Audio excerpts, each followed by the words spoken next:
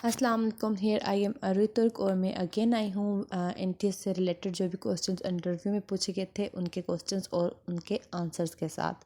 Last time में मैंने 3 videos बनाई हुई थी, तो प्लीज़ आप वो भी ज़रूर देखें। अच्छा, इससे इस वीडियो के बैक पे जो तीनों वीडियोस हैं वो एनटीएस से रिलेटेड ही हैं, जो क्वेश्चंस पूछे गए थे इंटरव्यू में। तो चलें आप आते हैं वीडियो की तरफ। एजेक असेंबली सीट्स की तादाद कितनी है? 49 है, लेकिन अब जो है इसमें 4 सीट्स को ज़्यादा कर दिया गया। नेक्स्ट इलेक्शन में 53 होंगी। जुल्नरैन किसको कहा जाता है? जुल्नरैन कहा जाता है जी हज़रत मोहम्मद सल्लल्लाहु अलैहि वसल्लम की 2 बेटियों की शादी हज़रत अस्मान से हुई थी, इसलिए हज़रत अस्मान को जुल्नरैन कहा जाता है। अच्छा, जब मुझसे पूछा गया था लास्ट टाइम इंटरव्यू के टाइम पे पूछा गया था साथ साथ कि कौन सी साहबजादे के पहले शादी हुई थी और किसकी बाद में हुई थी, ये सब मैंने अपनी पिछली वीडियोस में बता दिया है, तो इसके लिए आप प्लीज़ मेरी पिछली वीडियोस को भी ज़रूर देखें। माइक्रो टीचिंग क्या होती है, ठीक है, इसके बारे में पूछा गया था।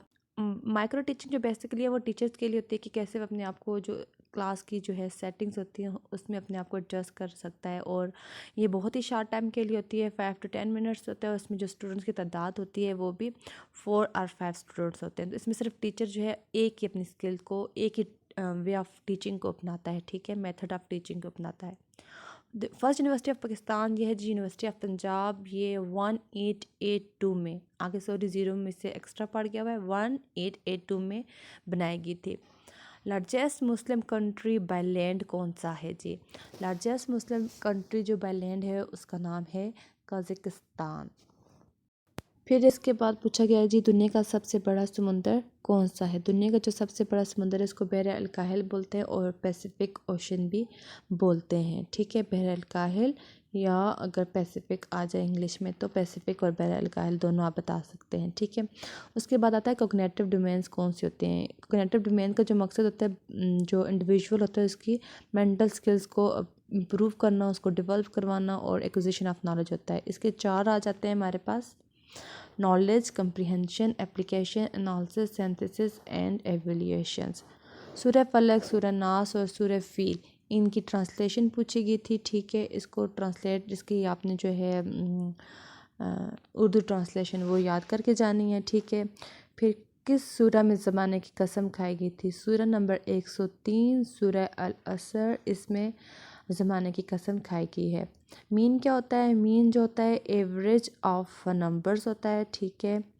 इसको पूछा गया था कि ये आप कैसे निकालते हैं, ठीक है, मीन को कैसे निकाल सकते हैं या मीन होता क्या है वो आपने बताना है। होता तो ये एवरेज ऑफ नंबर्स है, और इसको निकालने के लिए क्या होता है, आपको जो टोटल नंबर्स होते हैं, ठीक है, उनको सम करके आपने टोटल नंबर से डिवाइड किया जाता है, इस तरह आपका मीन निकल जाता है। साइकोमोटर डोमेन कौन सी होती है? साइकोमोटर डोमेन्स जो होती है उसके अंदर हमारे फिज़िकल मूवमेंट्स आ जाते हैं, कोऑर्डिनेशंस आ जाती हैं और हमारी मोटर स्किल्स आती हैं, ठीक है। ये सारी चीज़ें हमारी साइकोमोटर डोमेन्स में आती हैं। फिर आता है तकबीर औला और तकबीर तहरा। फ़र्क है, हम जब नमाज़ पढ़ते हैं इसमें अल्लाहु अकबर कहा जाता है, जब वो चूँकि शुरू आ जाता है इसलिए इसको तकबीर औला कहा जाता है, ठीक है। और तकबीर तहरीमा इसको इसलिए भी कहा जाता है कि जब आप नमाज की हालत में हैं तो आपका खाना पीना, चलना उठना बैठना ये सब हराम हो जाता है, ठीक है। इसी वजह से इसको तकबीर तहरीमा भी कहा जाता है। होप सो आपको ये चीज़ क्लियर होगी, इसलिए मैंने ये एक स्क्रीनशॉट लिखा हुआ है, इसको आपके साथ क्लियर कर लिया है ताकि आप ये पढ़ लें। पढ़ के भी अगर आपको क्लियर समझ आ जाएगी तो बहुत अच्छा होगा।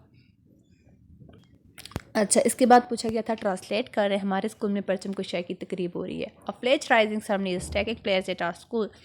मुख्तलिफ ट्रांसलेशन से रिलेटेड भी पूछे गए थे क्वेश्चन, मेरी पिछली वीडियोस में वो भी होंगे, वो भी आप देख लीजिएगा।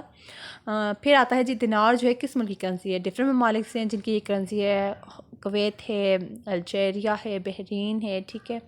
ये सारे ममालिक से जिनमें दिनार एज अ करेंसी यूज़ होती है।